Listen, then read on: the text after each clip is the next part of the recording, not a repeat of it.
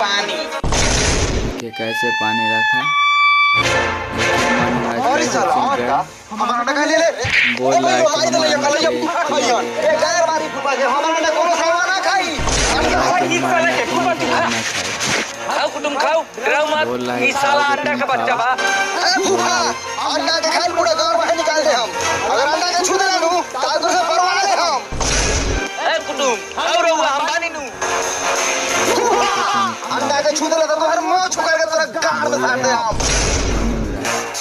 खाओ मेहमान खाओ ठीक है फुफा तो खाओ हम पकड़ ले बानी ए फुफा फुफा तू मेरे मत घिट्टी खा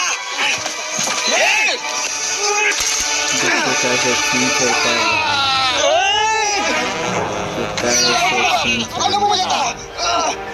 देखो कैसे